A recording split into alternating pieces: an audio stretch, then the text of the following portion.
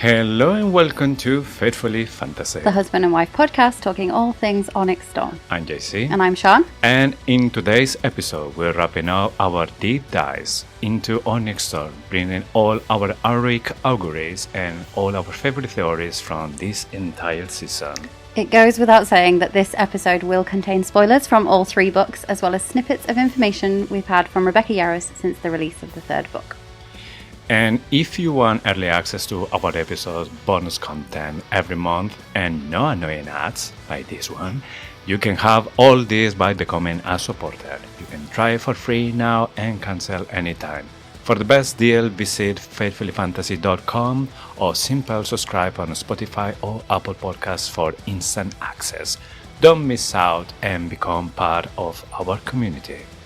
Also, if you're enjoying the show, please take a second to rate us wherever you're listening. Spotify or Apple Podcasts, it helps more fantasy lovers find us, and it's one of the easiest ways to support what we do. A quick tap and you've made our day. And now, without further ado, let's dive into our heroic auguries. So, those of you who listen regularly will know our Onyx auguries is the part of the show where we kind of channel our inner precog and we try and predict what's going to happen in books 4 and 5. I'm going into this pretty cold because I haven't prepped the episode. You've just copied in the show notes. We're going to see how many we can get through, and it's basically our favourite prediction or our favourite foreshadowing from each episode that we've done over the last few months, like since we started Onyx Storm. So basically we had around 26 episodes covering Onyx Storm, and per each episode we had two theories, one from you, one from mine. Yeah. And now we're going to see all of them. So she will start from the beginning, and we're going to the first episode, prologue and chapter 2. And my theory in that episode was that Lily Sorangel is not dead. Do you still believe it? Oh, yes, definitely. For me, I'm sorry, there's no doubt about it. It's exactly the same feeling that I had when Jack Barlow died. I was saying he didn't have a proper dad. He wasn't calling the dad role, so he can't be that. And even when you were telling me, no, that can't be, you knew. But for me, I was like, no, that is not possible. I still have the same for a general, how she was and everything that she did. I don't think she had a proper funeral or a proper, goodbye. So for me, it felt more like, okay, she died. Now forget about it. Let's keep going with the story. So you don't have nothing to see there. So it's like suspicious. I think she's dead. Sorry, guys. I don't know. There's the journals. There's the fact, where did she go if she didn't die? We saw her die on the page. Yes. But that's what I think. And in that episode, your theory was that Atron, Esmondin, and Maid and Redog will connect with another rider.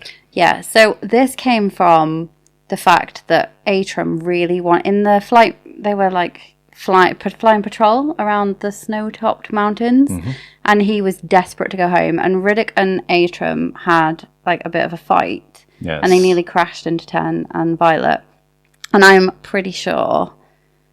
Well, I still believe it. I'm not pretty sure. He probably just wanted to go home. But I just really like the idea that he had bonded a mate and that mate was still in Erasure and he was just desperate to get home. Yes.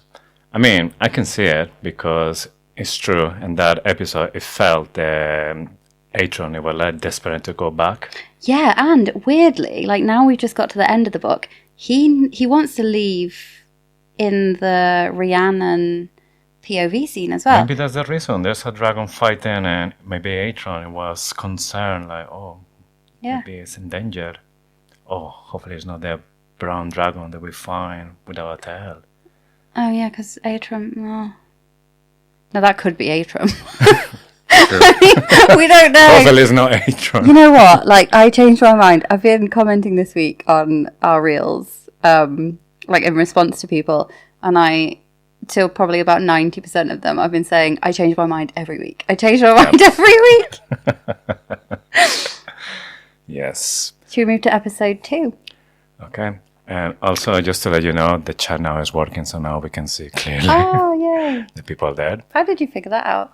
Well done. I think there was just a delay, so it wasn't coming to the laptop on time. Okay, cool. Okay, moving on to episode 2. There was chapters 3 to 5. My theory from that episode is dragons have an alliance with the venom. The walls are not made to stop them. They are made to limit the power they suck from the ground. Oh, how do you feel about this now you know that Xaden's giant mushroom... No, hang on. What?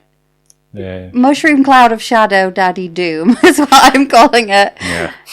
Went up the cliffs of Draelor and like burned when he hit the wards. I'm still not sure about this one. I know definitely there's something going on with the walls. I think the diamond pattern that we saw in the wardstone is there for a reason. Yeah, And maybe it's different. The ones from Erasure and Basgaeth are different, don't we? Because there's different patterns. So Maybe. I'm wondering if I maybe say that we'll do exactly the same close to Basgaeth. If I maybe the shadow. Whatever, Maybe he'll find out it he will can carry still on. do it. Yes. And that's why it's different. And the wardstone in Basgaeth's been hacked. Yeah, maybe it could be it doesn't work for initiates. But if you are a sexual maven, you have all the power. It doesn't stop you. And that's why we have people that are in Basgaeth as a venom. And we can't recognize them. So we know that Jack channeled power from the mat within the wards. We also suspect, and this will be on there I think, that Theophany managed to storm wield within the wards on Parapet Day to try and knock Violet off. So, yeah, we think possibly they can channel within Basgaeth, but Erasure's different. Yeah. That's a new theory from an old theory. So my theory from episode 2 was that the scars... I've forgotten all about this. The scars on Xaden's chest might protect him from something to do with the venom. I obviously was a bit vague. I know there's something about the scars on his chest. Yes. We know that Lilith put them there, and I think we had a discussion in this episode about how we don't think that Lilith would have done something so bad to like cause him harm, and we think there's something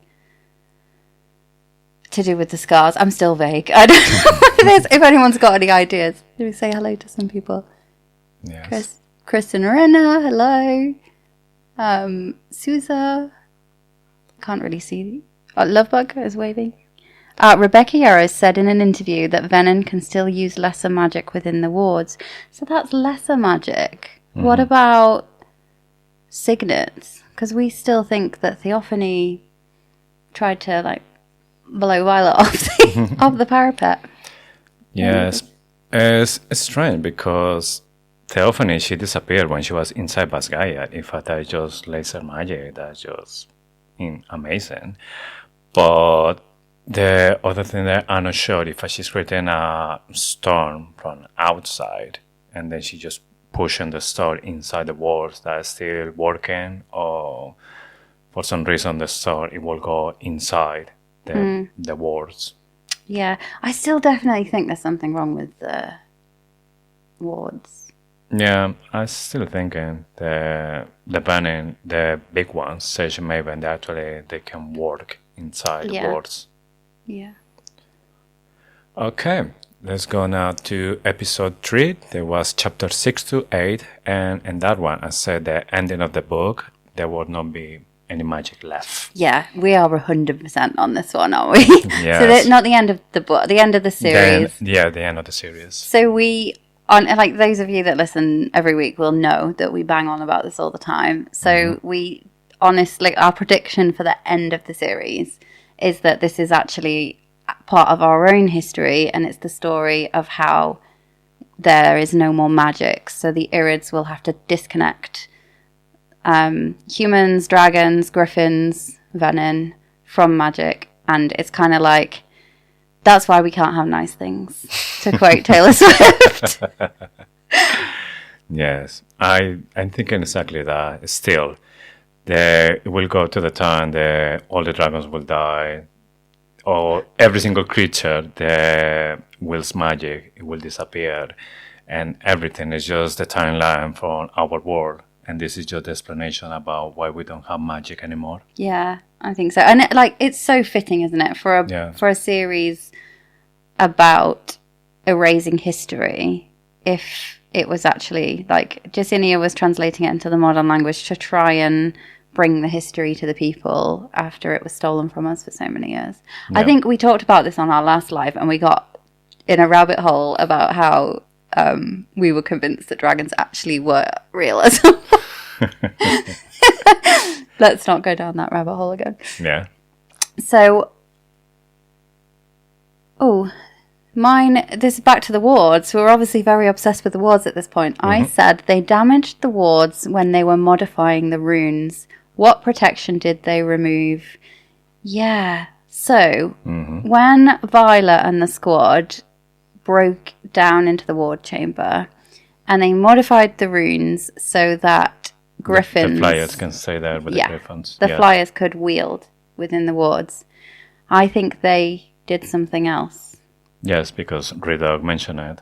Yeah, okay. What we have fucked up with So my theory isn't actually a theory. It's I mean, that's what readers say, but we never found out what happened. What it was. Yeah, so you were saying, I remembered, there could be maybe something against the Wyvern, and now maybe Wyvern have free access to Basgaia. Because we haven't seen the Wyvern back at Basgaiath in the rest of this book, have we? No. Because it would be really cool if they were like stood at Basgaiath, they thought they were protected, and then all of a sudden there was just like a horde of Wyvern. Yeah. That would be cool. Yes, I still believe in there. At some point we're going to find out there's something wrong with those words, and that was the problem. Yeah. God, I feel like this was so long ago. It's January. It's like half a year ago we wrote these things. Exactly. Still feel good about them as well. Yes. Good. Okay, from the episode 4, chapters 9 to 11, my theory was that Andarna was the first one to bond Violet. Yeah. I still believe in that. We had no confirmation yet, but for me it's pretty clear that little voice in chapter 10 of Fourth Wind was Andarna talking to Violet. And more now that I'm doing the reread Fantasia Fiel, there's the Spanish version of this podcast. We had some mentions of Violet talking by herself. She said, my voice inside is telling me this. But that specific moment, she only said, there she is. That little voice there lately is telling me not to give up. So for me, it's yes, that's Andarna. Yeah, 100%. There's also so many references. Who bonded you first? Who bonded first? Yes. And then Andarna comes back at the end, and I suspect she comes back because she physically can't keep away. The first bond, like, it's the first love is irreplaceable. It's all of that, isn't it? That you just can't break that first bond. Yes. And also when they were having that discussion, the Violet said to Leota, Tern was the first one, he said this, and then she didn't talk to me until when she went back to the fly field. And Darna doesn't say, yeah, you're right, or no, nothing. So she's like, if I don't say anything, they won't know. I'm not lying because I'm not saying anything. Yeah. Okay. What about yours? This is a good one. Yeah. Turning Venom is dedicating yourself to Malak.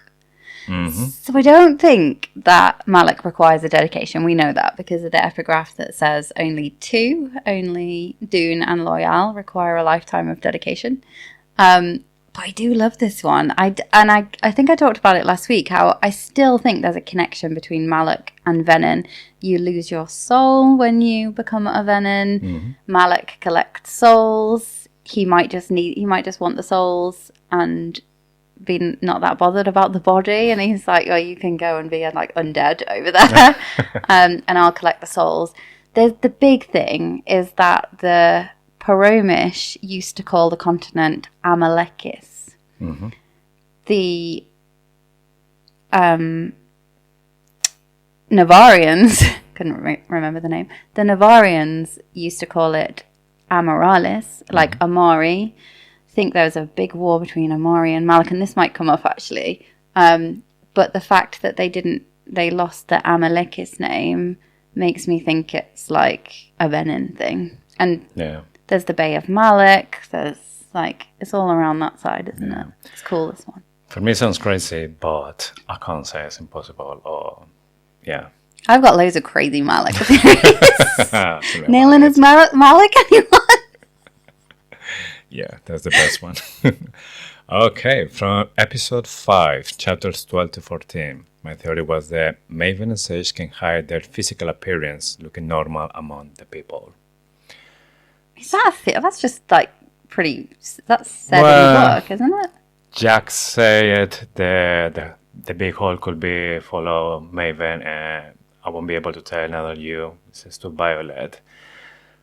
But it doesn't make it clear that they just look like a regular people, I think. Or it's just, I don't know, they look invisible or something. I don't know exactly what he was referring. I think they can change their appearance, yeah. I think, and then, yeah, okay, I see what you're saying. So it's not confirmed that they can, like, look like other people. It's just saying they can hide. Yeah.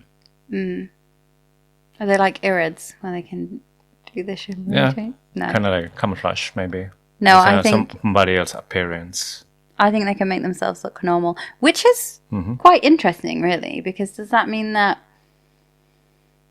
if Xaden can progress quite quickly, he might just be able to come back and he's like, I'm all fine, I'm totally fine, guys. I can't wink. I tried to wink. That would have been so good if I could wink. Yeah.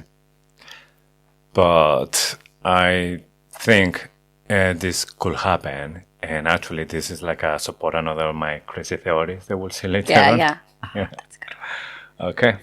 Now yours. Okay, so mine was, magic was always supposed to be accessible for everyone, but the dragons began to control the magic. This is why the fables of the Baron demonized dragons. They were perhaps the venom of the time. Yeah? Still believe it? I think so. I think there's something, like, dragons are not telling us everything. I do think there's different factions of dragons. Some of them are good, some of them are bad. But the question still remains, like, does it matter why you take the magic, if you take the magic? Does it matter if you're taking it for love? Does it matter if you're taking it for world domination? Like, are they different? Or you're stealing magic? And we talked about bread last week, didn't we? Does it matter if you steal bread to feed your hungry family because you are starving? Yes. Or does it only matter if you steal bread to have more bread than the other person? The interesting part about this is when we are talking about this, we are just thinking about the 6th dragon from Navarre, the continent. We're not talking about the Irids. But it was the last 2 episodes, I think, from our deep dive. They were, even we start being suspecting about the Irids. When Theophany was looking at Darna and she was saying Irid. Then she was like, with some reverence or something. So it's because maybe they like revere them, don't they? So. Yes, but it's just because like source of power, or just because the Iris represents something else for the Venom, like maybe gods, or they're like the humble servants, something.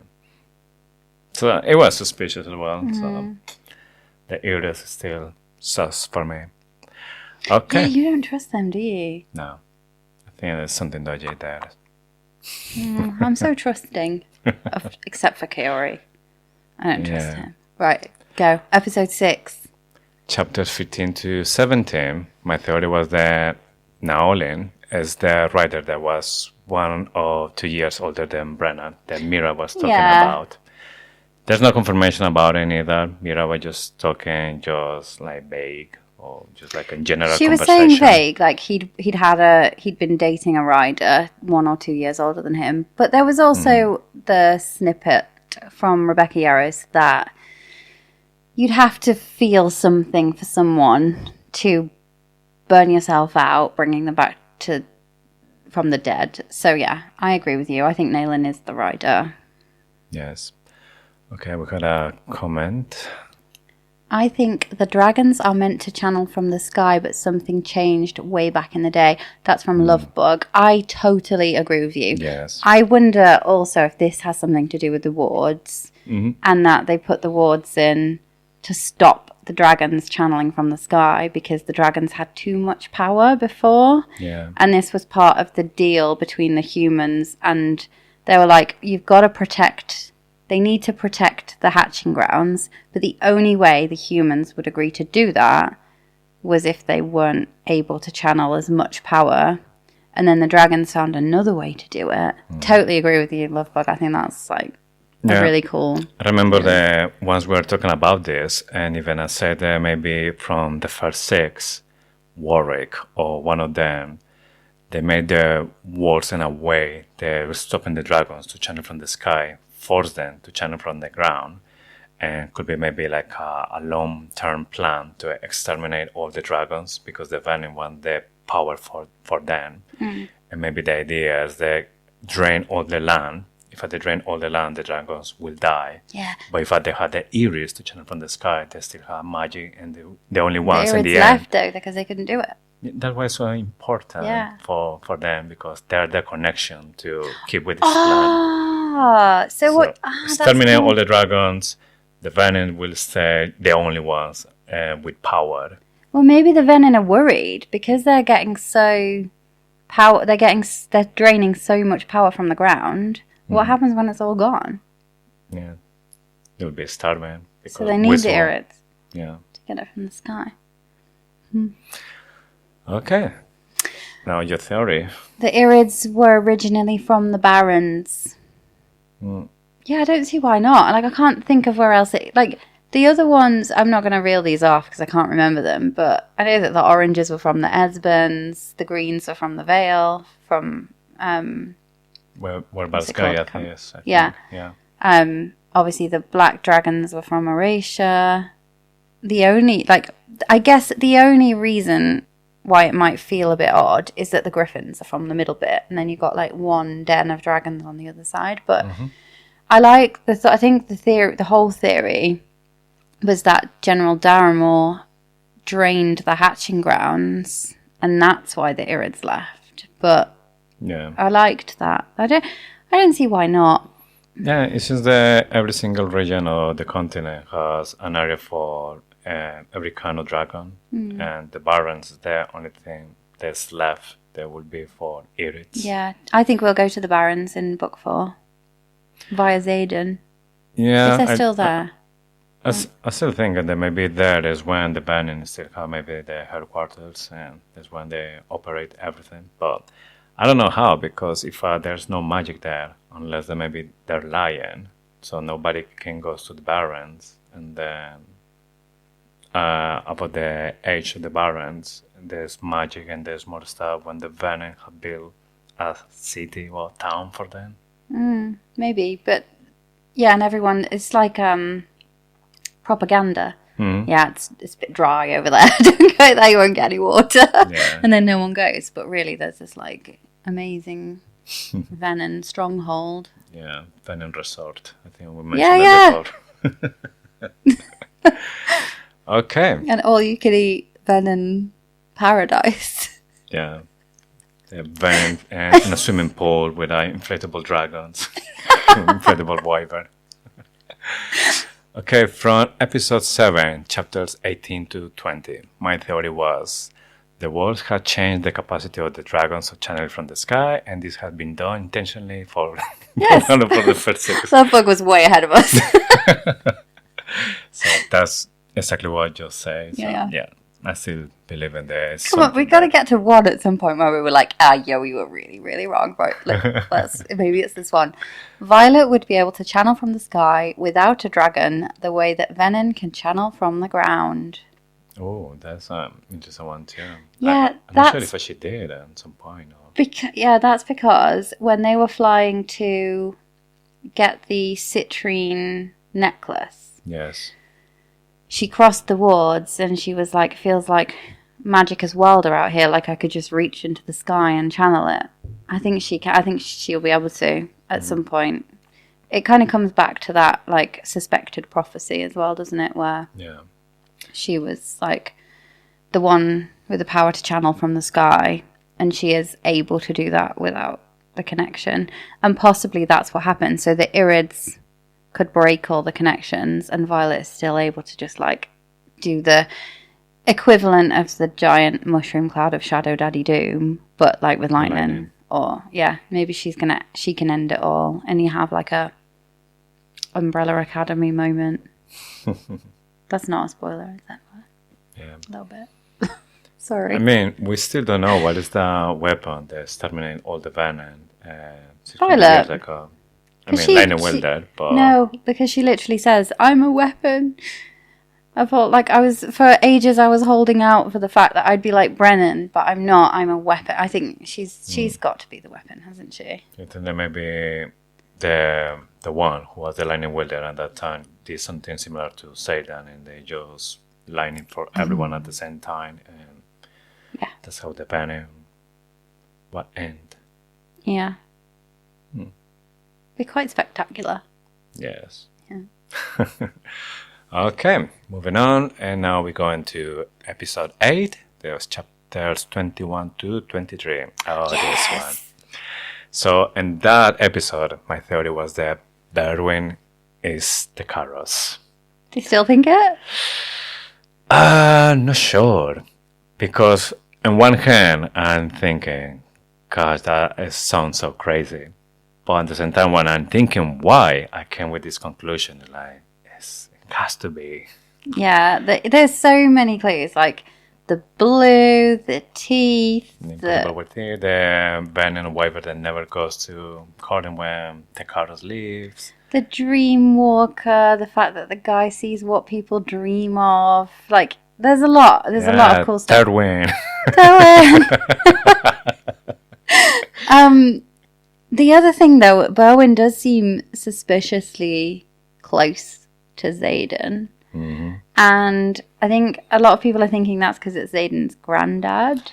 But Takaris was relatively close to him. That's the thing. Even if I would think that Berwin is Xaden's granddad, just because he's the granddad doesn't mean that he knows Xaden. Yeah, and he says, I know you better than you think, doesn't he? Yes, and Takaris has been with Xaden. He knows him very well.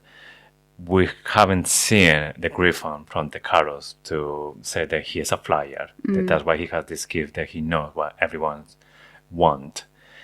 But if he is Berwin, then he had the power to go to the dreams of the people, see what they want, and then he just play with that. So it was playing. I think it would be awesome. I still like it. Then there is the question, like, where is Xaden's granddad and what happened to him? Yeah. Because there's something big going on there, isn't there? And it does seem like Bowen could also be Nayland, but it just feels like he's too young. There's a few things where he's like, it hurts, doesn't it, nearing burnout? And there's a few things, but I would have thought that Tern or Sigale would have reacted had that been the case. The same with Sigale, had it been Xaden's granddad. You'd expect her to react at the end and be like, I chose you, kind of, like the same reaction. Yeah. Because she's chosen, if he did turn Venom, she's chosen 2 that turn Venom now. Yeah. She must be questioning her life choices a little bit. Yeah, just like morally grey riders. Right, Love Bug. Oh, hang on. Cassie B says, what's the light coming out of your head? It's a brainwave. It's an idea I've had. Yeah. Okay, my theory, so this is Lovebug again. My theory is Takaris is the mysterious him Theophany was talking about. Ooh, that's a good one. Oh, yeah, when she said that she's going to approve him about the lightning wield and that stuff. So I had 2 thoughts about this. I thought that it could be Malak, which would be like the link between Venom and Malak. It would also maybe explain why Malak favors Violet, because he wants her, and he's trying to like do her favors to get her to like him. When they finally meet, he'll be like, "But I did this, and I did that, and I did this." Even though she shouted at him a lot when her dad died, And then the other thought was that it's General Darrenmore and it's the same bad guy from all those years ago when the first 6 were around. Yeah. But I do like that. That means that blows Takaris' importance out of the water, doesn't it? Yeah, true. That why else would they be leaving Corden alone? Like, everywhere else is drained, and they just left it.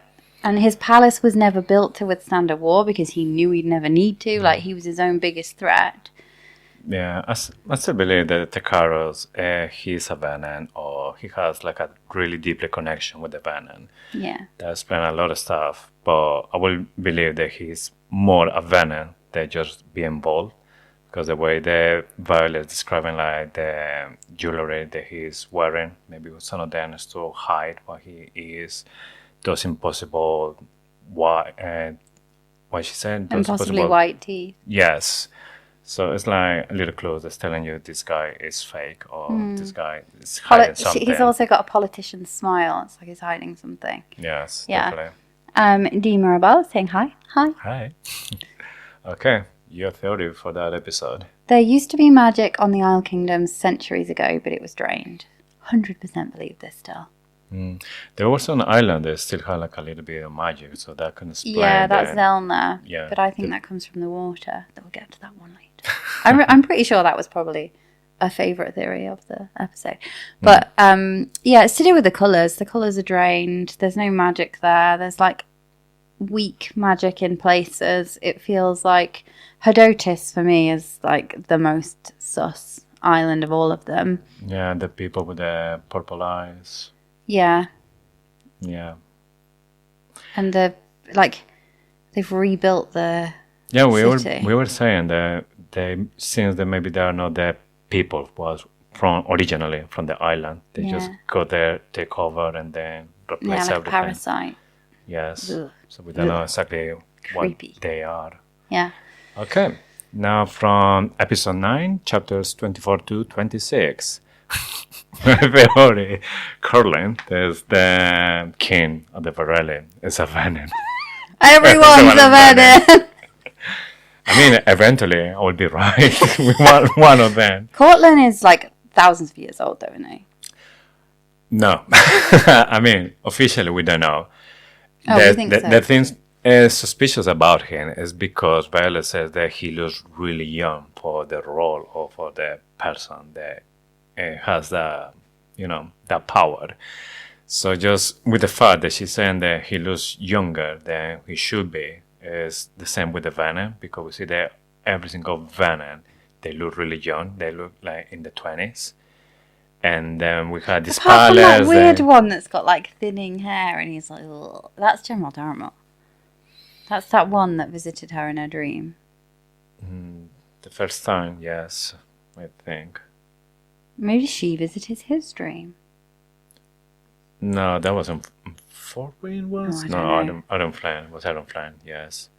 So I'm not sure because I think by this point Darna was sleeping potentially. Yeah, maybe. Somebody can correct us. I think we need to reread Iron Flame after reading Onyx Storm. We still haven't done that.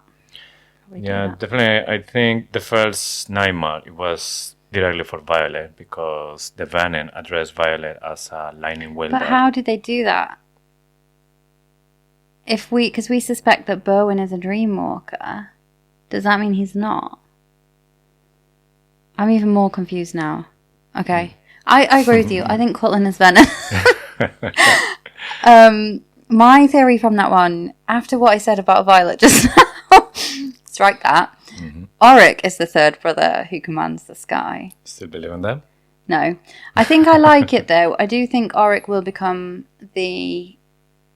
Well, are we ready to talk about this yet? Probably not. But this last week, I have pivoted again on the brother. Surprise, surprise. So if Auric's not the brother, I change my mind every week.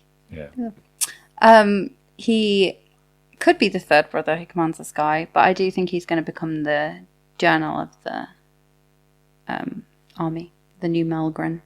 Yes. When Tan kills Coda in the massive fight that I'm predicting is going to happen in book 4. Yeah. That would be interesting. But, I mean, I see the reference about Arik and the three brothers because he's coming from three brothers as well. He's the third one. He's the third one. So there's some reference there. But yeah. But I do generally think it's a bit of foreshadowing. I think he's going to be the general of the army. Yeah. Might be the Eurasian army. Like, depends at that point because we know the way the Onyx Storm ends. Mm-hmm.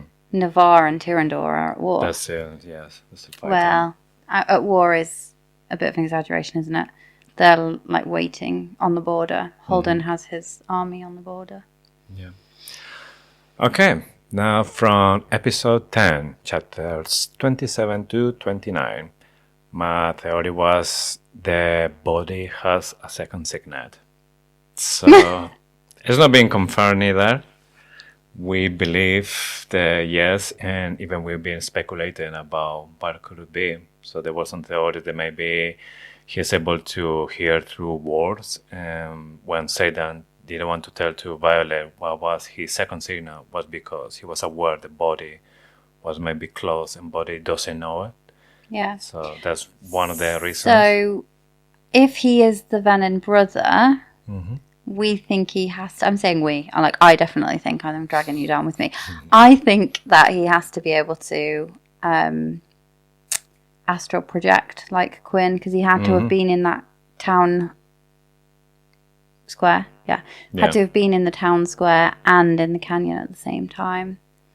Yes. Unless we had a few comments on TikTok, didn't we, that they think that Rebecca Yarros is trolling us with Imogen looking at the sky and the shadows. That when coming. she said the sky darkens, not because Satan, it's just maybe it's because it's getting late. And then it's later, but we've read it so many times, and I think there's like weather patterns and there's other things, like it couldn't have happened. I just don't know that it could have happened at another time because Violet's chapter runs straight into Imogen's, and we know that's consecutive because one picks up where the other left off. Yeah, we start with Imogen in the sky, and then she's talking about Violet sapping all the wyverns, and then she sees body, and then she got to for Queen. So everything's happening just right after Violet. And there would just be no time for Bodhi to get there, Garrick to get there, because he says he can't walk anymore. And so that has been already missing 20 minutes from the beginning. So it's really difficult. Yeah. There's no... When she said the sky is darkened, it's because no Satan. But we've been fooled several times before by Rebecca Yarros. So it's definitely not unheard of. Yeah. Okay, this is a crackpot one. Daddy Sorrengail could somehow manipulate time. Did he have access to Andana's egg and her magic before she hatched?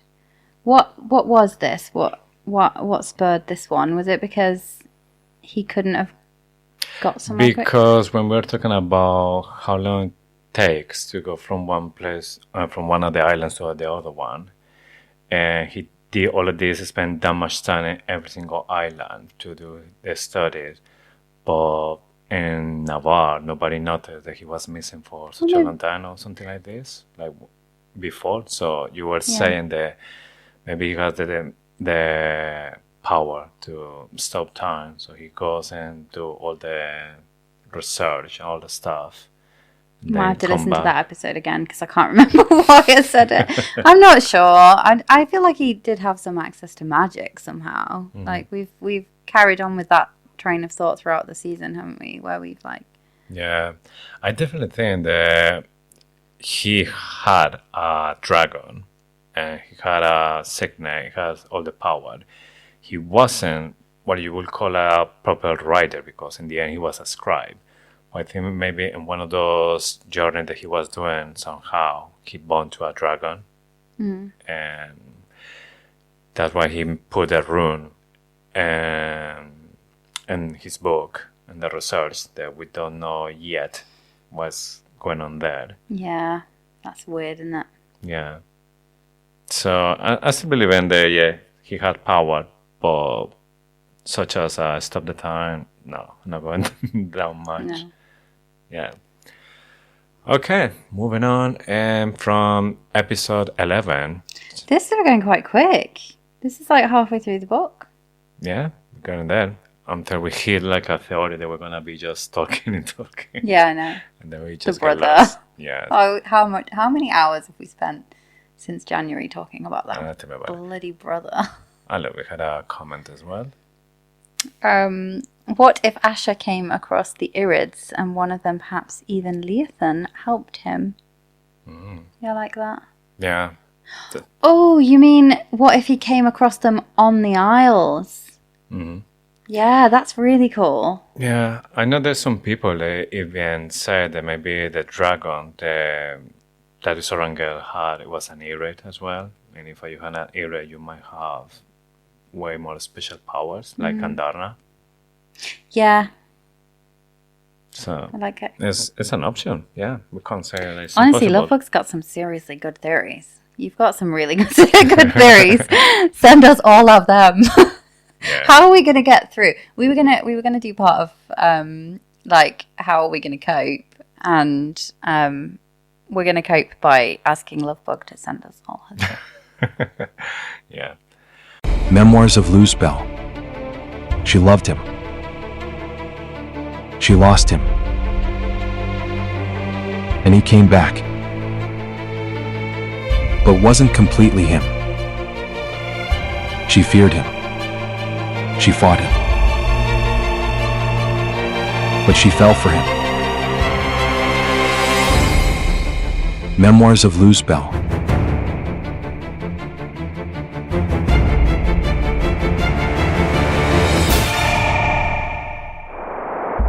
Now available on Amazon.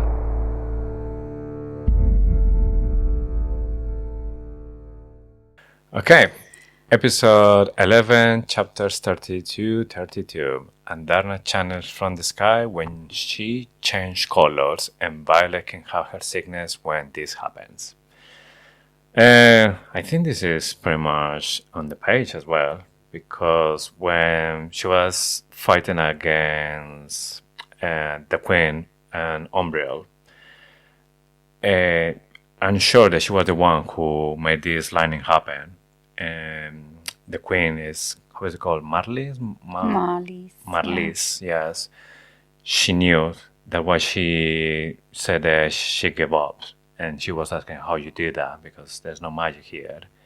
And Violet was like, no, it wasn't me. It was her. But it was because Andarna was hiding. And then she was doing the same thing that she was doing before in Iron Flame, when she burned this venom that was changing color. She said, magic feels different when I change color. And I think it's when she's channeling from the sky. Yeah. And when she's doing this, then Violet is having this power as well. Yeah, but that explains why most of the time she's channeling from the ground. That is why she can't fly when she's over water. That's why they can fly when they're over water. They just find it a lot harder. Yeah, you say it was on the page, and it was obvious when you said it, but I originally thought that might be the power of Dune. I thought Dune was like channeling to her. So, but maybe it's the same thing. Maybe the channeling from the sky is like channeling from the gods. But as soon as you said that, as soon as you're like, she changes colour and it's violet, it was obvious. But that also means that Violet has the signet. So it is a gift. The signet is a gift. And it doesn't matter which dragon... it completely makes sense. Because once you've manifested a signet, it doesn't matter where the magic that fuels that from is. It can either be from your dragon, it can be from the ground, or it could be from another dragon. So when we know that Violet does the dream walking when Andarna's not there, we know that she does if this theory is true, then we know that she does the lightning power or the power signet when 10 isn't able to channel. And that just means if she was to channel from the ground, then she'd be able to do either of those things. Yeah. Yeah. Okay, now yours. This one I really liked. 10 has been to Umbriel before. He went with Daddy Sorengale. He has known Violet longer than she thinks. I mean, that will explain that I know exactly what and who you are, Violet Sorangel. It comes from tiny line where they're flying in to meet the Queen of Umbriel. And she's like, we need to take this turn, or it's just over that. I can't remember exactly what she says. But then Tern says, I know I was there. Mm-hmm. When was he there? Why was he there? Yes, there's some people that say what Tern refers when Violet was checking the map, and because they compare this connection, he's referring about, I was like in your mind, I was watching what you were watching, that kind of stuff. But if you pay attention, there's a couple of times before and after when Violet, the one who said, I'm feeding the information to Tern, but in that specific moment, she didn't. She wasn't, yeah. I think, though, later, there is a thing where it says, I think later in the book, they say that people on Umbriel had never seen dragons before. Mm-hmm. So that does cause it, like, that kind of quashes this theory. I love it, but I don't think it's true, because later there is a little bit of maybe confirmation that the people on Umbriel had never seen dragons before. So, yeah, while it's a great theory, I don't think I believe it now. Okay. Is that the first one? I don't. Probably. No, the Auric maybe I don't. Still, you're like, I'm not sure. Yeah. Later on, 100% sure. Yeah. Episode 12? Chapters 33 to 35. So my theory in that one is there's a menace coming from the sea in the next book. I think you stole my theory. Am I? You always do that. I put it there. I always steal yours. Dare you? But yeah, come on. There was a couple of times where they said they had these weapons. They're just facing to the sea. There's some kind of like a reference about something coming from the sea. I think maybe that could be one of the reasons that Herotis, they don't even have They don't have a port. Yeah, they're trying to scared. avoid these kind of situations. So I'm not sure if now we're going to see pirates or like a kind of monster that goes from the sea. I don't know if it made it to this theory, and we might see this come up in the next few minutes, but my theory was that there was sky magic, land magic, sea magic, and there's some kind of creature that could channel magic from the sea. Mm-hmm. I don't know what that would be, because if it was a kind of kraken type thing, there would just be one of them, wouldn't there? Or there's not going to be loads of kraken floating around. Maybe, I don't know. Small ones. Sorry, cricky dust. Squids, something like this. But I mean, it makes sense because you have the griffons. They're really fast and on the ground. They're like the king on the ground. Then you have the dragons. They're like the kings on the sky. So it's logic that you can think there's a creature that it lives in the sea and is the one who rules the sea. Yeah. Yeah. This might be my favorite theory of the whole thing. Mm-hmm. Talia is dedicated to Loyal, and she's giving these men love via children. So the one line that makes it so obvious or really clear that Talia is not from Hedotis is when Faris says Hedotis has not aligned themselves or never been in war or with somebody. With a kingdom at war. And that would mean, but Talia has. So Talia made an alliance with Fen to have children, or a child that survived until they were 10. That is Talia making an alliance. But if Hedotis have never made an alliance with a kingdom at war, that means that Talia is not representing Hedotis. Plus she had no purple eyes like the people. She has gold flecks. Onyx eyes, yeah. Yes. And I wonder if we were to go to Loyal's Isle, would we see more people with gold-flecked onyx eyes? I think when we're going to Loisam, we're going to see people with golden eyes. Because I think it was Faris as well in Herotis, when he was looking into Violet's eyes, he was saying it's not blue, it's not green, it's not gold, or not golden, something like this. Why would say that from a human? And then maybe he's talking about people from Loisan. They are full dedicated to Loyal. people from Dune, they have silver hair. And maybe people from Loyal, they have golden eyes. Yeah, dragons have golden eyes as well, don't they? Yes. It's definitely so much in the eyes because of Violet's eyes, Xaden's eyes. Yeah, there's definitely, and the purple eyes. Yeah. I genuinely do not, but I think it's written on the page that Talia is not from Herdotus. Where she's from, we don't know, but I have a strong suspicion she's from Loisum. Yeah, I believe the same too. She's gone to, if you think about it as well, she's gone to marry one of the triumvirate. She's given them she's given him 2 children. Mm. I don't know whether she's doing it for an alliance or whether she's doing it because her life's dedication, she's dedicated to Loyal. And because Fen said, save love for your children.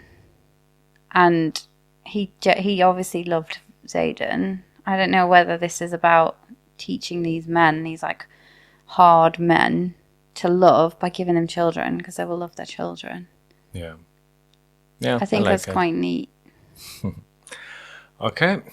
Now let's go to... Kazi B says definitely something coming from the sea. All elements. Yeah, true. Yeah. Okay, episode 13, and these are chapters 36 to 38. My theory, all the gifts from Sanal will play an important role on the lives of every single one of them. So we can be agreed there's something about those gifts that it's not gonna be just physical or, like stuff that they have saving somewhere and they just give it away. They given to them and they had a purpose. Even broccoli had a purpose. Maybe the purpose of broccoli is put together Mira and Drake. And I believe that every single one of these gifts is going to do something important for the owners in some point of their lives. I don't think broccoli's just a cat. I think broccoli... I wonder if broccoli's one of those like giant cats. But she just starts off as a teeny tiny little kitten but grows like really, really fast. Like the one from the Borelli. Portland's cat. They're panthers, but maybe. I mean, you never know. Yeah. The rusty bucket. When's that going to come back? Or the broken mirror for Arik. Yeah. And Katrina was a ruby, isn't it? There's something about the ruby rubies. necklace. Yeah. Oh, well, we definitely got a theory on that, I'm sure. Yeah. Because there's that book, the Venom book, that's like Red Regalia. Yeah. Right. This we mentioned this one already earlier. The Zilni have found a way to harness the power of the water and put it in the ground from the waterfall surrounding the city. So, if you remember Zelna, the capital of Zelna, I don't know what it was called, the city, they have a waterfall, but they have a giant city which is surrounded by water. The back is a waterfall, and it kind of comes around like a big moat around the city. It feels like there's some kind of magic channeling that they've managed to harness this magic. I still believe this. I think it'd be really cool. Yeah. Why does Zelna have magic when the other ones that are closer to the continent don't? Is it that it could just be that they were lucky that the venom never got there? So something drained the magic. If our previous theory is true, that something drained the magic, then it could have just been that Zanal was with them and they didn't take the... Yeah, I mean, there's a mention from Violet when she was looking at all of this stuff from the sky, and she said that all of these, they just go against the laws of physics. So basically she's saying it has to be magic. Yeah, magic's holding it up. Yeah. Oh, look. She's lucky it hasn't fallen down yet. Could be. Okay, episode 14, chapters 39 to 42. My theory... The female dragon called Abomination Satan for something else, not because it's a venom. Oh, this is when they find the Irids. Yes, so this is seen as when Satan is there with Leota and the other two Irids. and then they do something, and Satan, he had with the red eyes, and the female says to Satan, abomination. When before they were talking about the venom, they need to find a way to maybe live in peace, or hopefully they will find out when they drain all the magic what it had become. So basically they were saying the venom has to find a way to evolve. And then when see the Satan as a venom, she call it like abomination. But I'm not sure if it's just because it's a venom. But I had the feeling this maybe just because Satan, either because he's half dedicated to loyal and at the same time it's like a venom that was something that offend the irate or she consider like something logical or normal. Maybe he's like the son of a god or something. No, like something like Theophany, that she was the high priest, but at the same time venom. So it's just like somebody that's such a like hunger powered. Yeah. Even when they had the favors of that god, it's just not enough, and there has to be a venom. Do you remember I thought that he was like Dune's grandson for a while in Iron Flame? Yeah. Because he sat in the centre of this giant table at Corden, and he like outranked Brennan in every way possible. And I was like, he's definitely a descendant of a god. Yeah. I totally forgot about that until now. And it could just be that he's a descendant of Loyal. Mm-hmm. I mean, I remember some of the stuff they were talking about as well was on Iron Flame when Violet was saying that there's nothing that can prove that Satan was a child. There's just like this man went like hatched from an egg. That was a weird thing to say as well.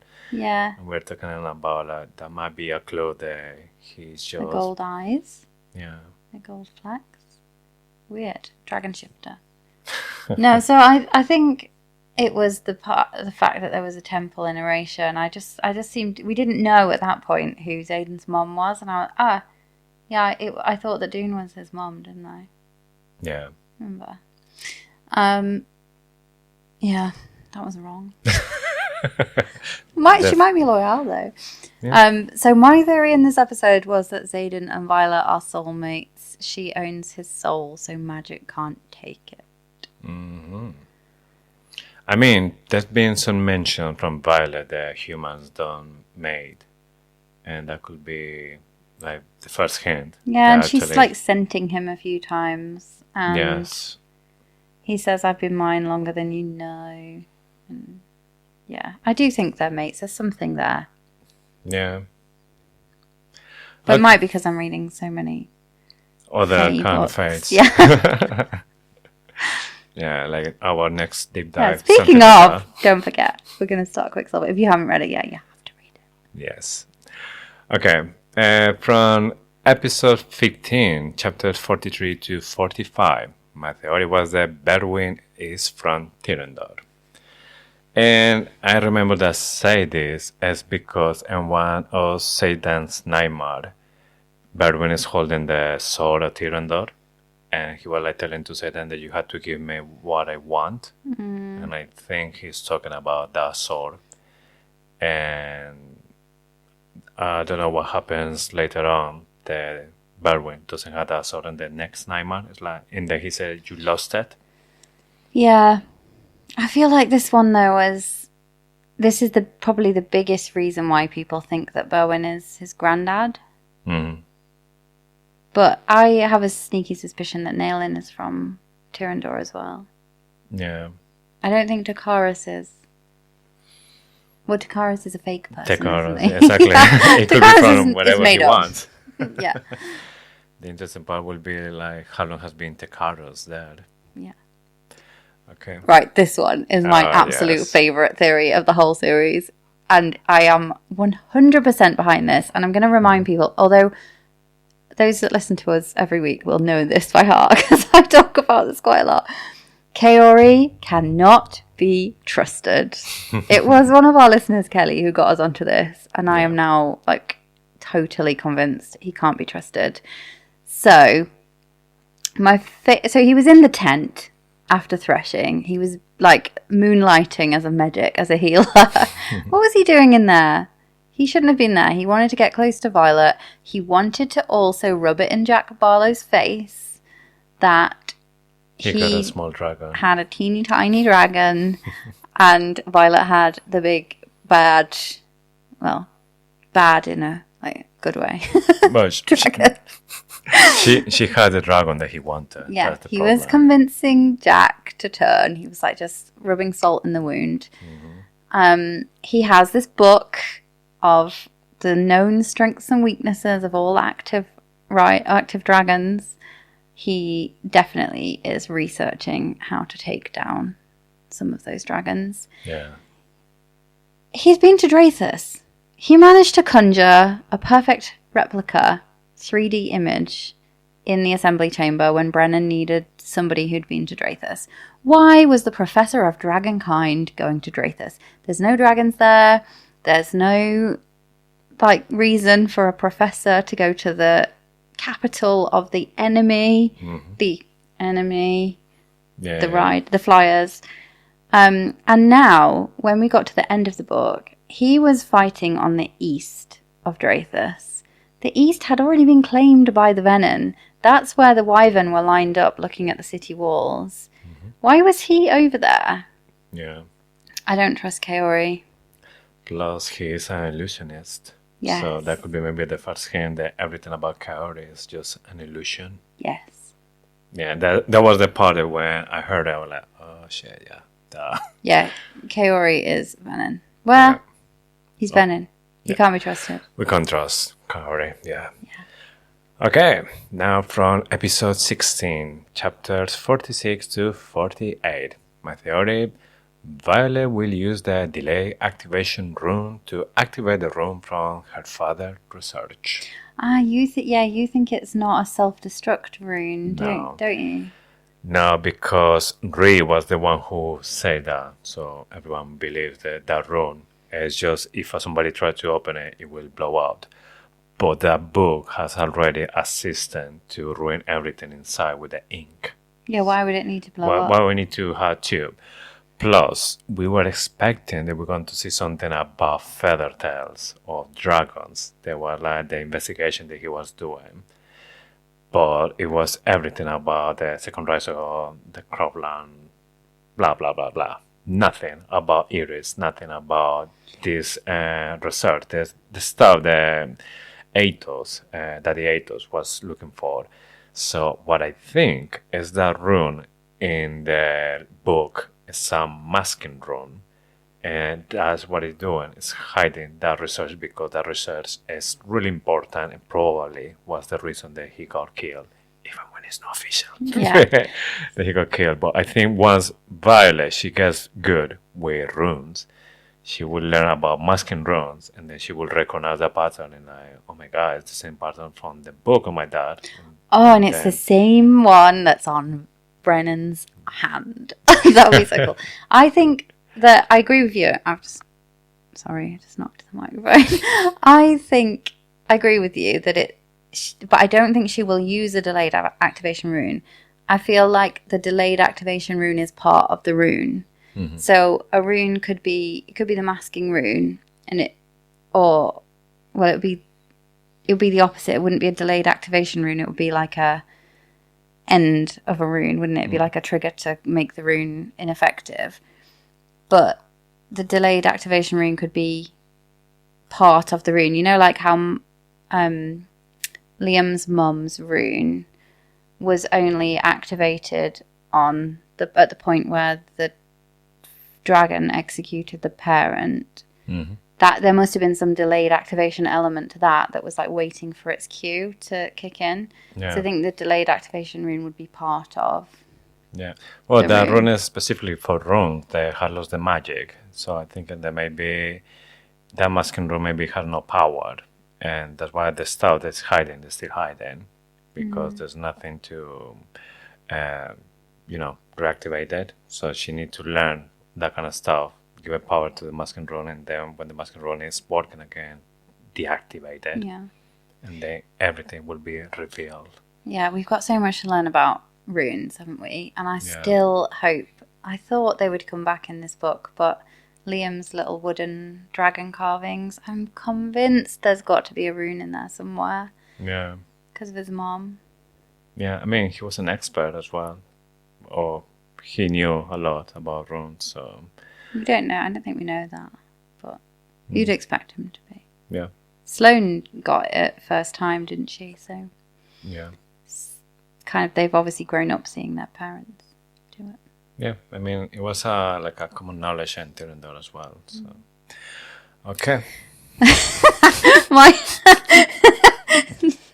Sorry, I've just seen my theory from this week. Kaori can't be trusted. Again. Yeah.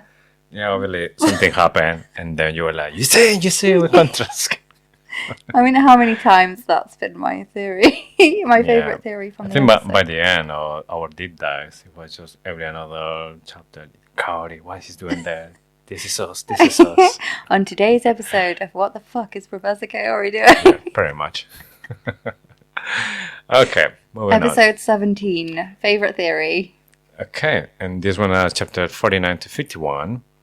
My theory is we don't know all the truth about the sickness and how they manifest. So we know the basic things, what we've been told is there is just a chemical reaction between rider, dragon, and the need of the rider. And whatever they need and the core, that's how they manifest the sickness. But with a few things that Leotan was saying, the dragons give the sickness, and Redo said that's not how sickness works. Leotan is saying that for a reason. So what I was thinking is that maybe when presentation day, the dragons start to see the riders. Maybe they start to see with a kind of like a connection what sickness they can have if they bond to this rider, and maybe they have like a selection. Like a drop-down box. Yeah, so I was thinking that maybe like chicken, like with this one I can have fire, but I'm a dragon, so no. With this one, maybe. But why do they pick fire? Like, it's the There's worst, so many isn't it? as well, and I wonder if maybe they have like a selection, and they just like, I'm gonna give it this because it's like the best I can give it. Yeah. It's like the dragon choose. But then Andarna said that she didn't choose the dream walking for her, neither turn the lightning wielder for her. Yeah, but that kind of sounds like something that you would say if you wanted to throw that person. You can't say anything unless you're going to admit that you did it too. Do you know what I mean? Yeah. Even the very first time when Violet manifests the lightning wielder, a lightning just hit the mountain that we believe Jack Barlow died there. But Tan, he was just like so pride and so like enthusiastic. Lightning wielder! How he knew it was Violet the one who do it? No. But what could be like, shit, what happened? A lightning or whatever. No, he knew Violet did it. So, are the dragons lying here? Or what's going on? The dragons are lying. Yeah, but Taryn and Darna, that's the thing. Or it's dragon secrets and they just follow dragon rules. Mm. Yeah, but you know that they wouldn't pick. I don't know. There's a bit where Ten says, "Don't lecture me in the laws of dragonkind, or you'll find out just how far How I'll easy break you them." break Yeah, the rules, yes. yeah. So I think he would still pick Violet. Yeah. Right. My theory was that Violet can still slow time. That's because of the conversation about now you've gifted her something more dangerous. Yeah. So I really want to believe this one. There's so many instances where she's like counting. It feels like time slows, and it says that time slows. Yes. But I do think that Leothan at this point was talking about the dream walking signet, because I think we had a conversation about how powerful the dream walking signet is, and how had she stabbed or had she thrown the dagger at Berwin, his eyes widened when he saw she had a dagger. I think that she can actually inflict real damage within a dream. Yeah, we talked about it, and we said that it's starting to turn into like a Freddy Krueger nightmare when she can manipulate the dream. She can manifest whatever he wants in the dream, and maybe she will be able as well to kill the person in the dream. Yeah, and possibly that's how she's going to get rid of Berwin. Yeah. What happens to Xaden if she kills Berwin? He will still Venom, but It'll just still be a without Venom. Sage. Yeah. Yeah, it's not like the vampires. If you kill the head, the rest dies as well. Like Wyvern. Like, yeah. No. Huh. Yep. Okay. Sorry. I'm not supposed to come with new questions or theories in this episode. We're just supposed to read the ones we already have. Yes. Okay, episode 18, chapter 52 to 54. My theory, the Iris are related to the serum that block the magic. So this comes is from, I think, when Leotan, she did something to Violet, so Tern can be like listening the conversation between Andarna and him and Violet. Oh, yeah, they blocked him out. Yes, and she said this feel exactly like with the serum. So I wonder if maybe the Iris on how they provide them whatever creates this serum, and that's how they make it. How though? How they got it? Because there's also the theory that the venin, it's from the venin somehow, because there's like the medicinal uses of venin, and they've got the poison, and the poison is very similar. It does the same thing, doesn't it? Blocks off. But that was linked to my theory that week that where Daddy Soaringale produced the serum, and that was why he was killed, and they stole it. Yeah, I think that theory is going to be here soon as well. It's right there. Oh, here we go. This week. That one. Spot link. Yes. I was trying to segue really neatly into that. Oops. Ruin it. Yeah. So I really like that. I like the fact because it's the same. It's like all blocking magic, isn't it? And it. Yeah, so if I would think that maybe Daddy Sorangel were studying the dragons, maybe he was studying the feather tails. He found out feather tails are Irids or somehow when he was traveling as well. I don't know if he managed to grab blood from the Iris or something, some fluids from the Iris made the serum. Maybe what about the eggshells? Yeah, that's what I mean. Something related to the Iris is making this serum. Yeah. I wonder, like, what if it was Dane's dad that was like, he was super interested in this research? Because we know that Violet's dad was researching feather tails. That turned out to be a bit, like, I don't mean to say it, a bit naff that it was the second Croveland uprising and it was that they were trading in dragon eggs and everything.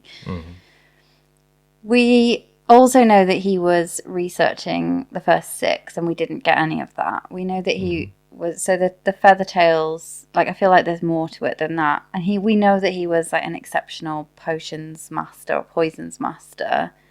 It fits, doesn't it, that he had something to do with this. And it could be that Dane's dad managed to get his hands on some of that.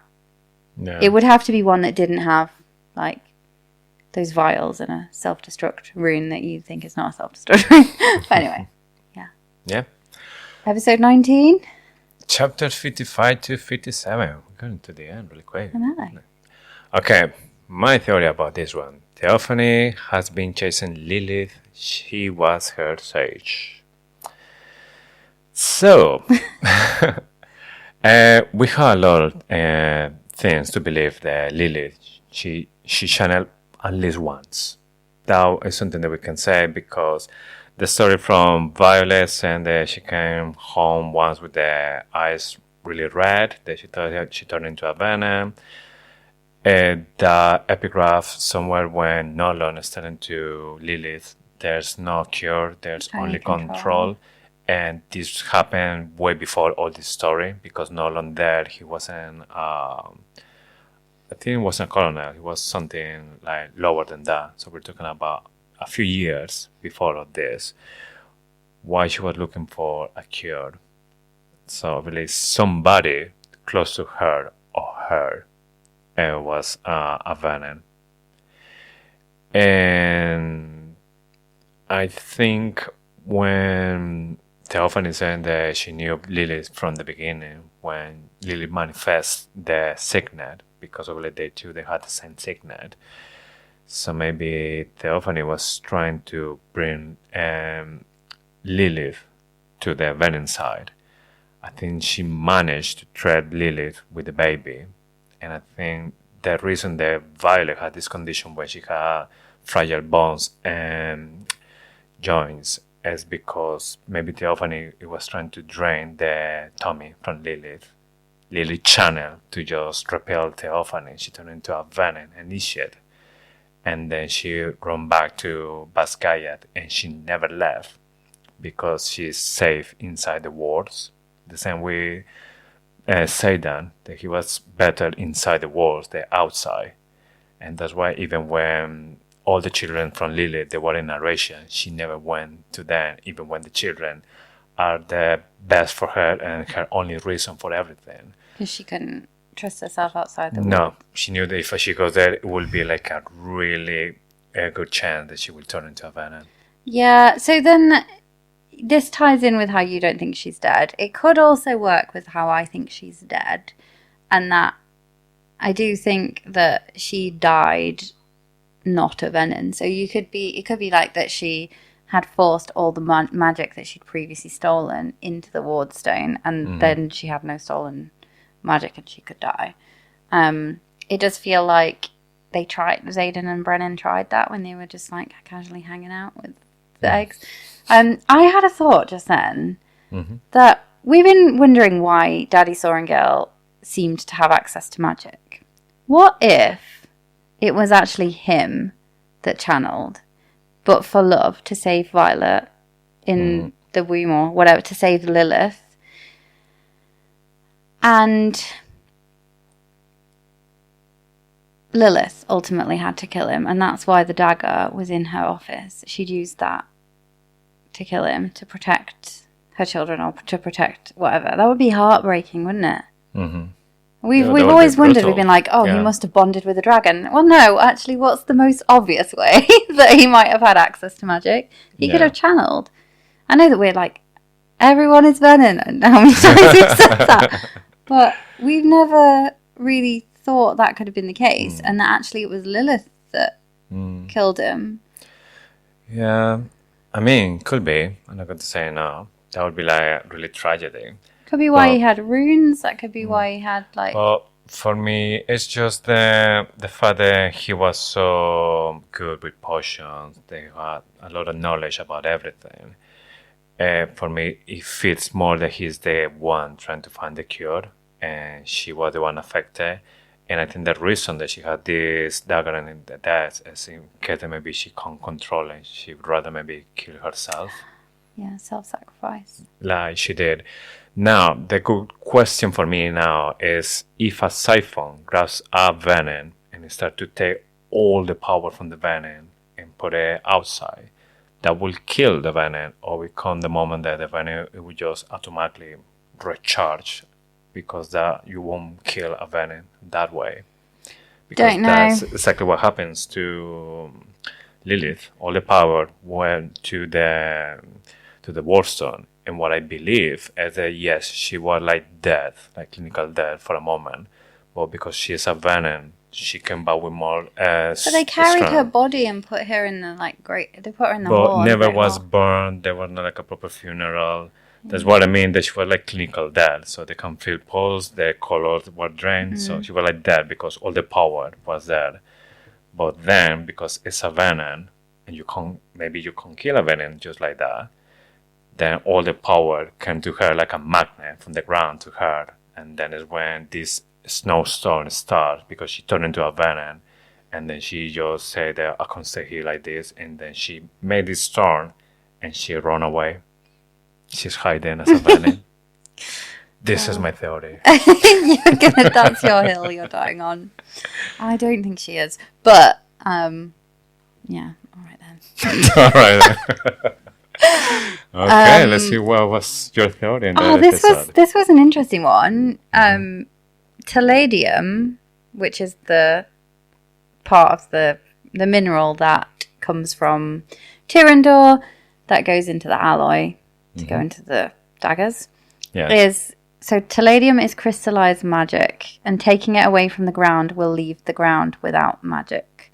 So yeah, I was feeling like maybe the venom was sucking the magic from the ground, and palladium was like trying to block it. You know, like how scabs. Oh, I'm sorry, that's the worst word in the English language, but you know how when you bleed, you get a clot that like tries to stop it from bleeding. Yeah. I felt like that's what palladium was doing, and it was like pure magic that was solidifying into this ore, and they were mining it, and that is not helping. So basically, it becomes then a story not just about magic and hiding the truth, but it also becomes a story of overconsumption of resources, so like basically bleeding the earth dry of its resources, which would be another good kind of modern day commentary about how our historians are like trying to change history in retrospect and make us think that things were better than they were,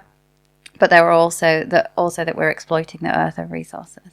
Yeah, I think that's a good theory as well.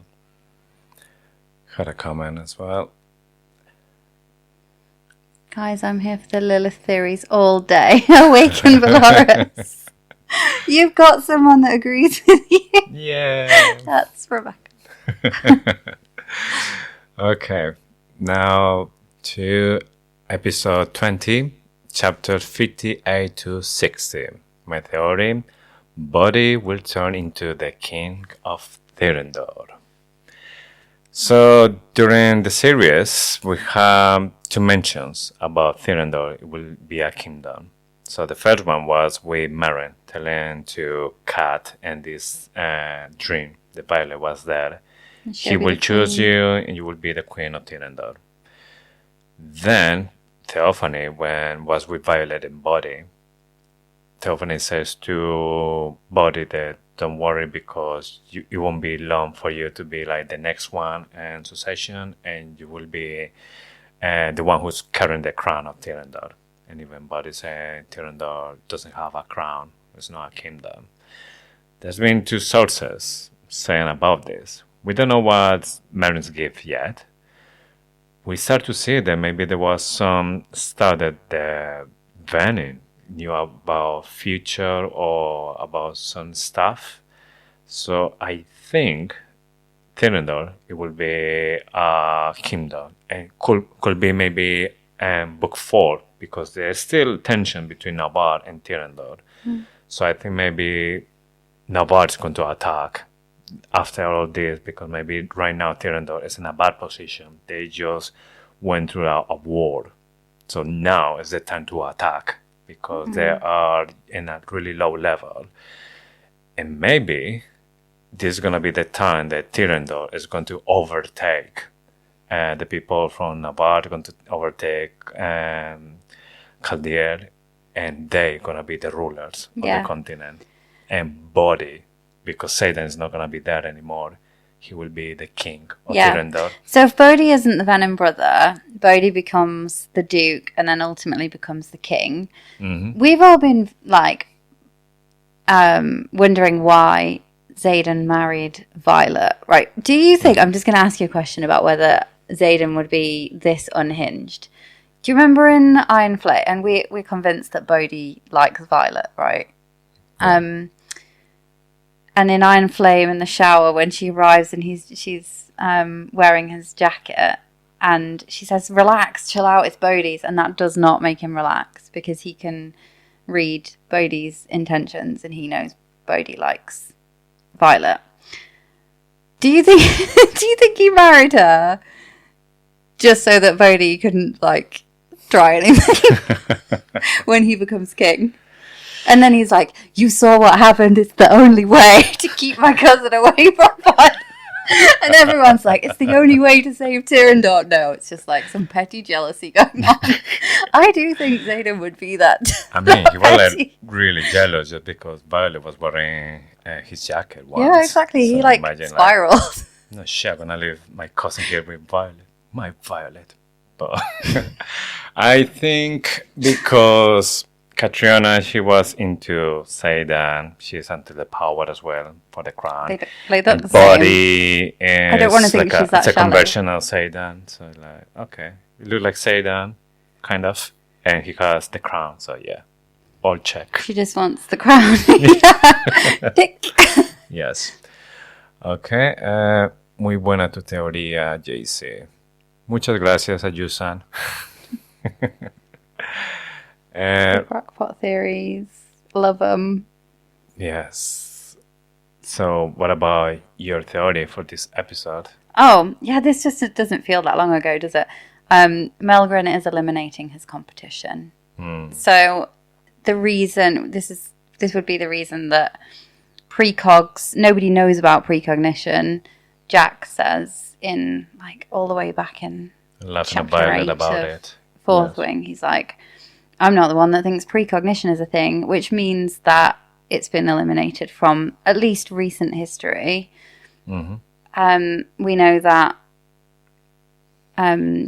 warfare changed, or the day that Augustine Melgren manifested his signet, everything changed. Have a suspicion that if anyone manifests that signet, he just gets rid of them. Yeah, doesn't want any competition. He's the general of the Navarre, yeah. Yeah, it just comes back to the bit right at the beginning as well, where we had the theory that Auric was the brother that commanded the third brother that commanded the sky. Yeah. And that he will ultimately become the general of the army. And this, again, it could be that he's fighting for Tyrandor, overthrows the Navarian military, and then he becomes the big general. But I don't know that would happen. This whole book took place in about 6 months, didn't it? Yeah. So I don't know that would happen so quickly that it would have even happened by the end of the book, and then we suspect there's no magic, so we just have to see. Yeah, we have to see. Okay, 2 more to go. I know. You say we've been quick, but we've already been an hour and a half. I honestly thought that we wouldn't be able to do all of this. Maybe we have to do it in 2 parts. Yeah. But yeah, we're doing good. So from episode 21, chapter 61 to 63, my theory was the body has a second signet that allows him to be in 2 places at the same time. Yeah. So this one is because by the end, we start to see if a body is the Venom brother. The only way that could happen is if he has a signet that allows him to do this. Either because he has something like Queen, so he can project himself that he is in the square town, reaching, like Imogen says, when he actually is physically next to Xaden, or something like Kaori, and maybe he's creating an illusion of him there while he is with Xaden. So for me, if a body is the Venom brother, that is the only way that he can do, that he has a signet that allows him to do this. Yeah, or we're totally wrong about the timeline, but I've read it so many times, that last chunk, I just can't see how it's wrong. Yes, it's really difficult. I mean, there's no gap to say that the town is different between Diana Imogen and Xaden when he started to channel. Yeah. Because it's happening like rave at the same time. So it might be a good time to talk about the fact that we don't know who the brother is. We have been, throughout this series, completely convinced it was Bodhi. Personality-wise, it has to be Bodhi. The person that's never good enough. He's always one step behind. He did not want to be the Duke of Tyrandor. Like, he was angry with Xaden. So much stuff. But there was the one line that says, he now thinks himself my brother. Just think Bodhi always kind of thought himself his brother. The fact that he was in the town square. Bookish at the Beach, Garnet, one of our listeners, has almost managed to convince me. And like my next one might be Brennan, because last week I thought it was Brennan. This week, I'm starting to see how she believes that it is Auric. I mean, he wasn't there at the end. We know that he was flying south. We know that that was to go and get the army, but that could just be that what Mulvick was saying. Another sibling to use against me, Alec, who Xaden killed, Holden's twin brother, could have been Venin. How else would he be bullying Garrick? Might not have completely died. We don't know.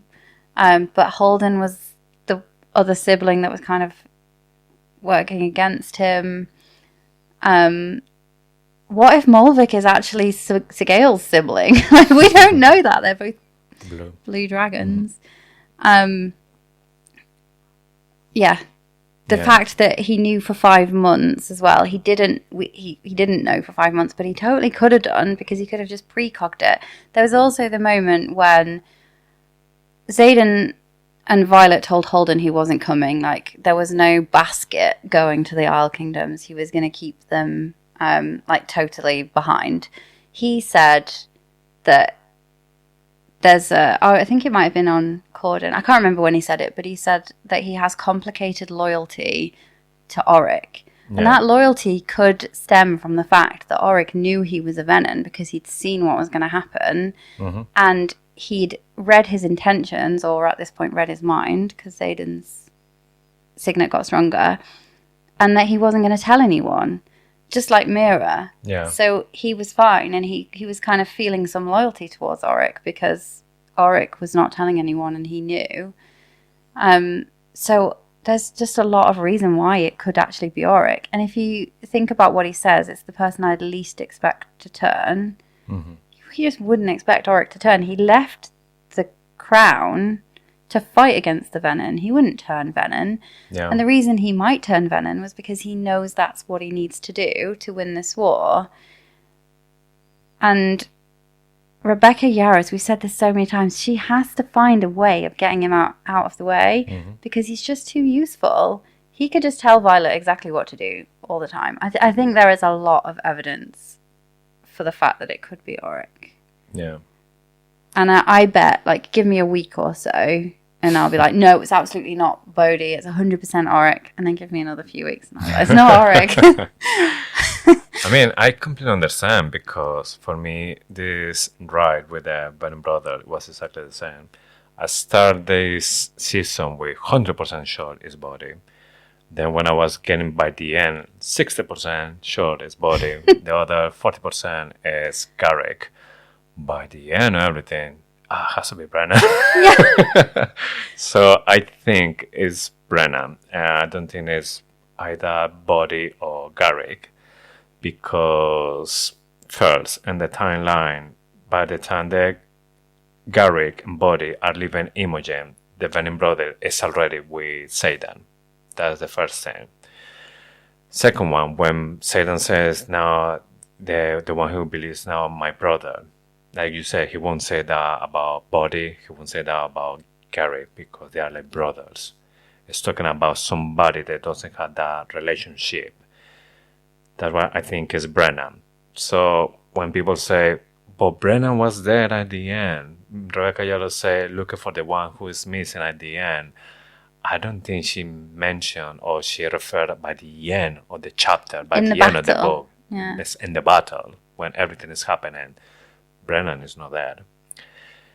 And the other thing is when Xaden said, now he has another sibling to play against me, I'm screwed. I think it's because Violet is the first one. If maybe Xaden doesn't do whatever he wants, he will go after Violet. Now Brennan is there with him. So I'm like, shit, now has another one to play against me. But I genuinely think if I was Brennan, it's not because he just channeled right now that happened in Onyx Storm. I think he's been linking from the moment that he came back to life. I think Brennan is dodgy. And I've been saying this since Iron Flame, when Lilith died and they were going out. When Brennan says, I couldn't stop her, I think he was saying to his sage that he couldn't stop Violet to put the words in narration. and Violet's thinking that she's thinking about actions to Lilith to sacrifice herself.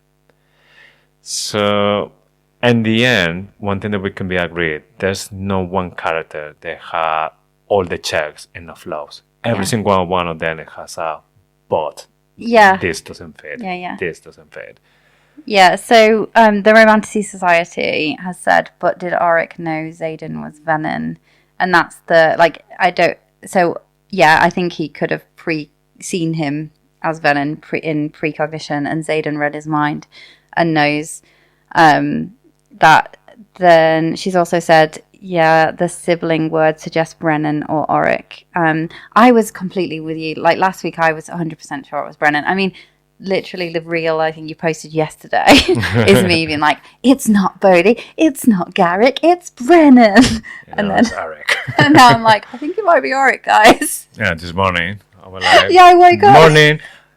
I think it's Garrick. Okay. No, I think it's Auric, not Garrick. Auric, yeah. Auric. Okay, your theory from that episode?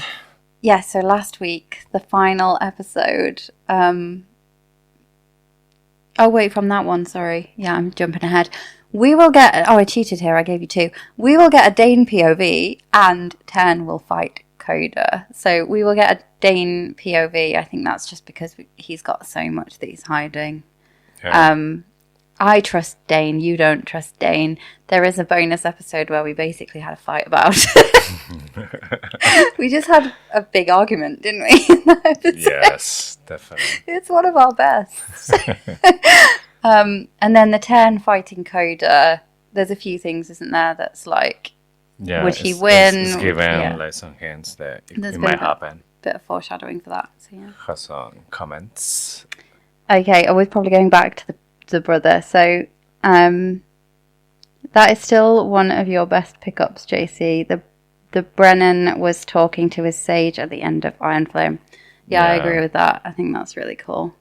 Yeah, I'm convinced that it's no remorse about Lilith. It's just talking to the sage. I couldn't stop Violet. Yeah, and then so that, like, we've been talking a little bit about who Berwyn was this whole episode. That could be the, like, nail in the nail-in coffin. Like, it could be nailing, couldn't it? Especially if Brennan's still talking to him. Yeah. And that's why Tern is just so constantly telling Violet, don't take more than you need. Because he's determined that he won't have a second one. Another Venom. Yeah, and that's why he's always spouting all this, like, I am Tern of this line and I don't make mistakes. And this, he's just trying to convince himself that he doesn't make the same mistake again. Yeah. Yeah. And then maybe imagine if, like, Sigale was giving him shit for it, and then Xaden channeled, and he's like, ha! And you see, it happens to you, it happens to the best of us. There's, like, this dragon argument going on. And then the Romantasy Society, honestly, my fave theory, Brennan has been sketchy the whole time. Yeah. Yeah. I think we are agreed about it. And that rune. The room... The first moment when Violet was after him and he just disappeared, there's kind of like a Venom thing. Yeah, and why would Fen Ryerson shoot him in the first place? Like, I know that we've got to take it with a pinch of salt, that whether it was actually the scribes were just making that up. Mm-hmm. But Fen Ryerson was fighting Venom. He wasn't fighting Riders. He might have had to do that. But plus, in his diary as well, or the Book of Brennan, where he was talking about the power, how it feels, like that rush and everything. It looks like he is just like really addicted to power, or he really loves power. So yeah, the Book of Brennan is sus, isn't it? Yeah. Okay, this is the last one, guys. So episode 22, chapter 64 to 66. My last theory about all of these deep dives is that Xaden still loves Violet even as a Venom.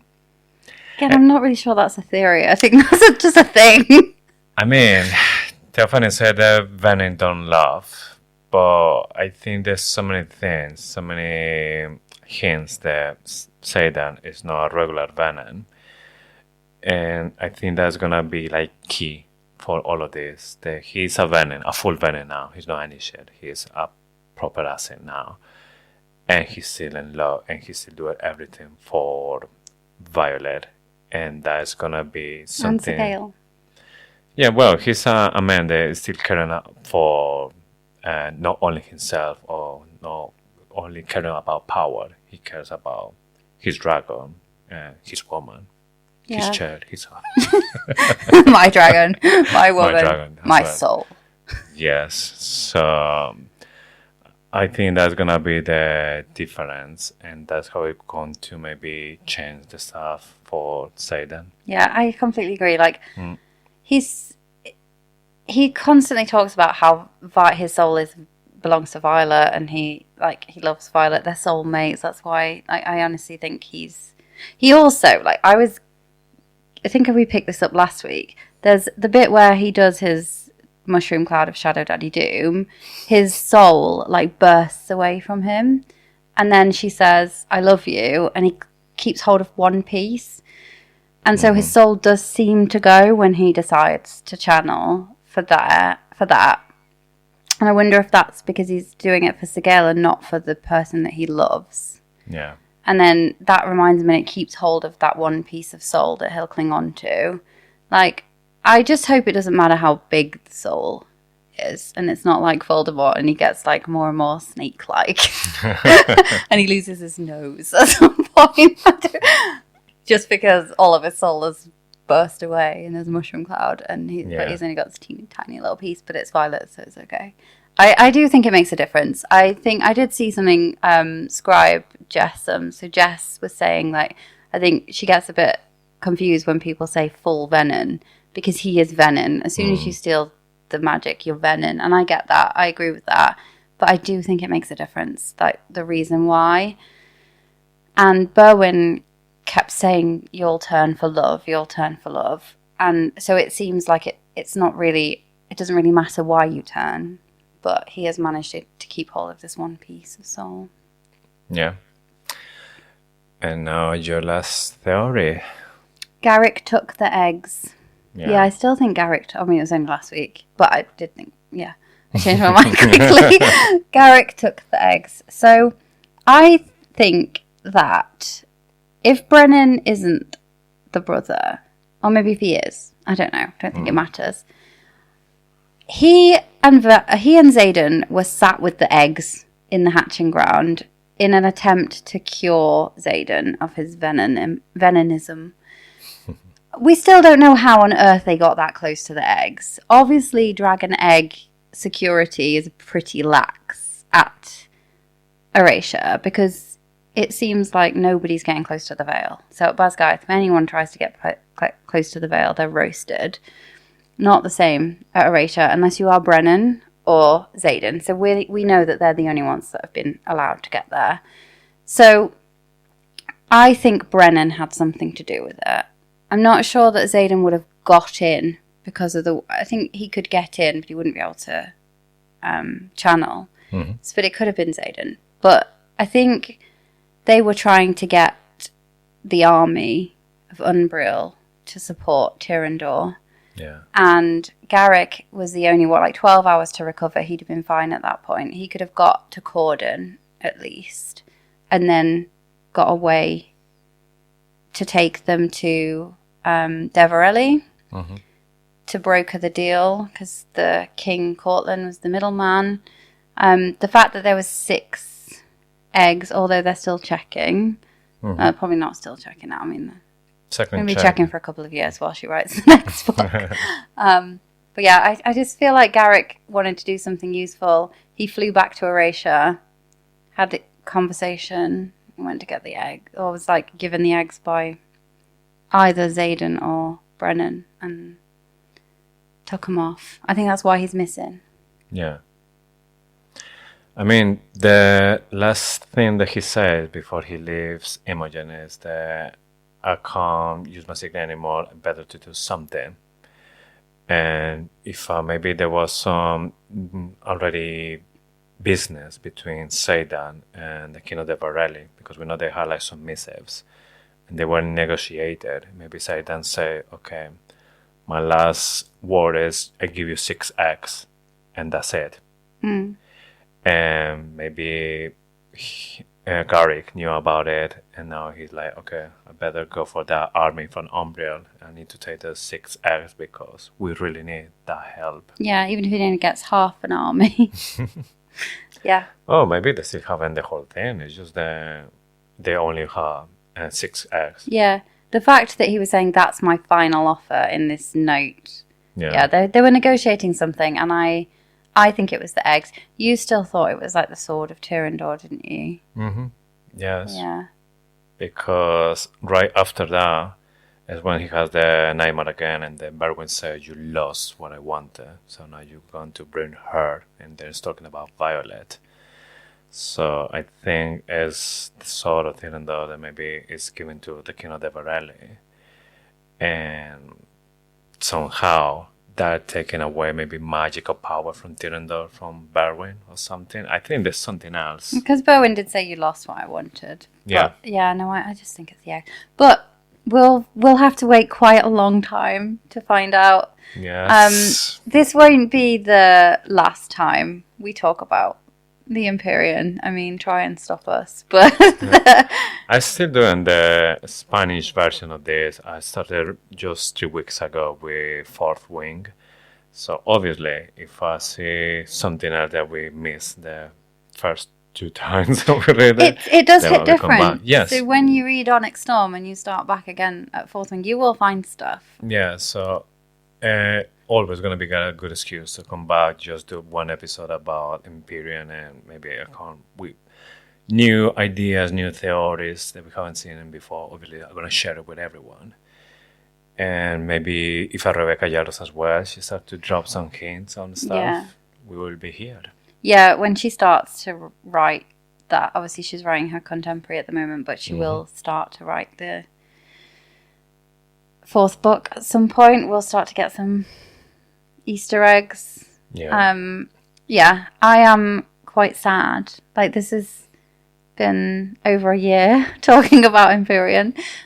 We've met some amazing people, like, honestly, and some of you that have joined. So, Awaken Valaris, the Romanticy Society, Alisan, Lisa's watching. Hi, Lisa. Cassie P, Lovebug, D Mirabelle. I'm just going through the oh, and now my screen's gone blank. I'm sorry. But it's been really good to see you all, or to meet you all through this whole thing. And we really hope you stick around. So while we're really sad to be leaving Navarre, we are so excited to enter Evelia. I am completely obsessed with Quicksilver at the moment. I have probably read or listened to it 3 times in the last 3 weeks. I've got so many theories. So if you haven't read it yet and you really want to stick around, we would love for you to stick around. Please read it. And then come back on the 24th of July. It'll be the 22nd for subscribers. You get early access.